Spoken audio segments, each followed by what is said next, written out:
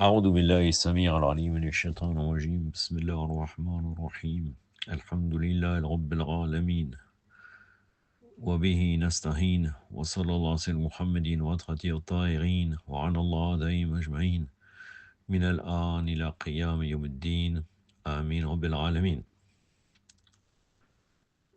Un article du Centre de veille de doctrine, c'est un tahqiq, en vérité une vérification sur la durée d'emprisonnement de l'imam Moussa al-Kazem alayhi salam. Je pense que vous me connaissez.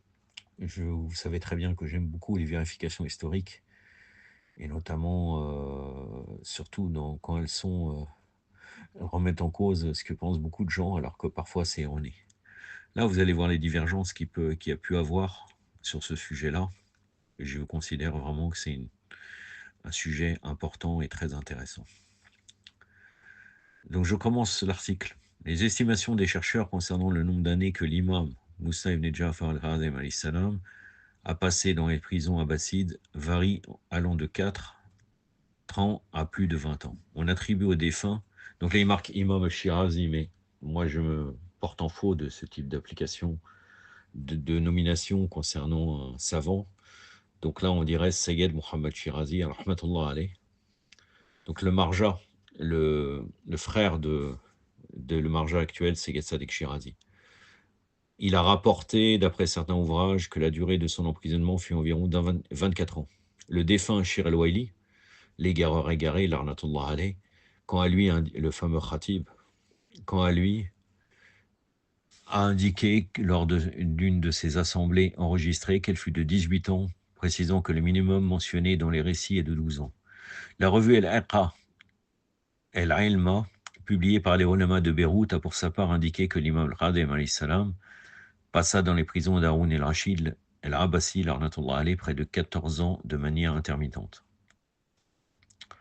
En revanche, la durée a été mentionnée avec une certaine hésitation. Dans une réponse du Centre de recherche doctrinale à la même question, il est indiqué la durée de son emprisonnement, alayhi salam, n'est pas connue avec précision.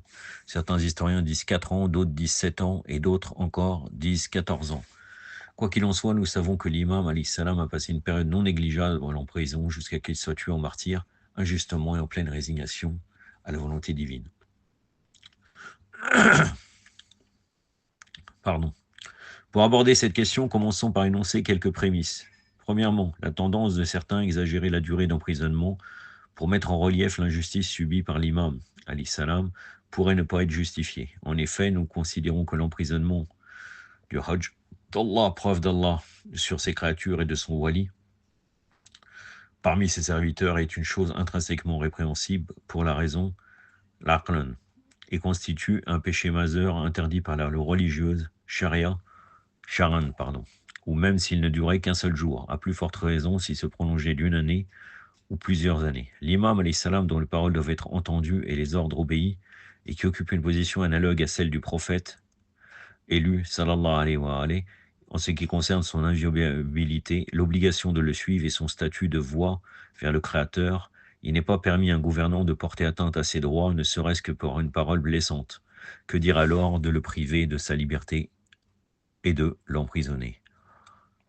Si tuer un innocent équivaut à tuer l'humanité tout entière, quel sera donc le poids du meurtre du maître de l'humanité et de son imam dans une prison alors qu'il est enchaîné? C'est pourquoi nous estimons que si l'on mettait dans la balance tous les actes de Haroun, que certains appellent l'âge d'or, durant les 23 années de son règne, face au crime que constitue l'emprisonnement de l'imam al-Kazem alayhi salam, puis son assassinat, ce crime seul annihilerait la valeur de tous ces actes, quelle que soit l'utilité ou l'importance que les gens leur accordent. Selon notre conviction, aucune œuvre d'Haroun ne lui est profitable, alors qu'il est accablé par le péché de l'emprisonnement et du meurtre de l'imam Moussa, alayhi salam. Pour en démontrer la gravité, nous n'avons nul besoin de prouver que l'imam fut emprisonné des dizaines d'années. La mesure de la souffrance de l'imam, alayhi salam, ne se quantifie pas ainsi.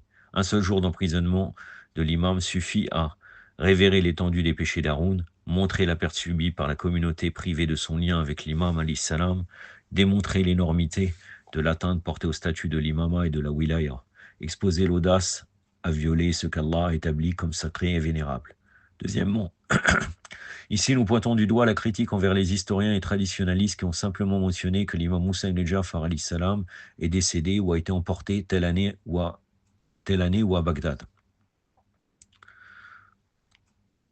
Cette formulation dissimule deux réalités essentielles: qu'il fut emprisonné et a péri en prison, qu'il fut assassiné par empoisonnement. Et Tabari, le doyen des historiens, qui a pourtant écrit en détail sur tant d'événements et de personnages d'Orient en Occident, qui n'a cependant accordé qu'une ligne à l'emprisonnement et au martyr par poison de l'imam Moussa ibn Ja'far, alayhi salam. Cette année-là mourut à Bagdad Moussa, fils de Ja'far, fils de Mohammed. Cette brièveté est significative. Là, c'est étonnant quand même. Si, fils de Ja'far, fils de Mohammed, on revient à l'imam Sa'd, alayhi salam, pardon. Je pensais qu'il avait marqué que l'imam Moussa ibn Ja'far. Donc là, l'imam Moussa, il était son père, c'était Mohammed. Non, ce n'est pas cela. Alayhum salam ajma'in. Cette brièveté est significative. At-Tabari, Tariq al-Rusul al-Muluk, l'histoire des prophètes et des rois, volume 8, page 271. Et plus grave encore, Ibn Kassir et Dimashqi s'est estimé incapable de mentionner, ne serait-ce qu'en passant, l'emprisonnement de l'imam. Pourtant, il a trouvé superflu de citer les qualités de son geôlier, Al-Mahdi, affirmant qu'il avait libéré un parent emprisonné. Oui, il a mentionné le nom de l'imam ailleurs, mais comme un regret. Il a présenté le récit d'une manière qui suggère au lecteur que la raison de son emprisonnement était qu'il avait irrité et mis en colère Haroun, alors ce dernier l'a fait venir et l'a emprisonné, a prolongé son incarcération. Puis il rapporte que l'imam alayhi salam lui aurait envoyé le message: Ô commandeur des croyants, aucun jour de cette épreuve ne passera pour moi, etc. Ibn Kassir al-Bidaya wa Nihaya, volume 13, page 542. Et vous constaterez, cher lecteur, que l'expression ô commandeur des croyants ici est un ajout de cet historien à l'orientation omeyyade, car dans sa version originale, comme nous le rapporterons ailleurs, le texte du message est en réalité une déclaration cinglante de rejet et de défi.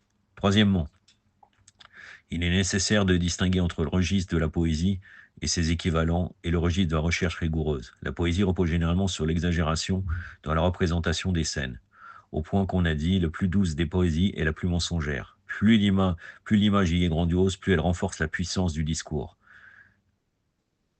Où il cite et utilise le poème comme preuve, peut souvent révéler de cette approche. C'est peut-être pour cette raison que la suite du propos pourra sembler quelque peu étrange et contraire au goût général de l'auditeurs habitués aux tribunes.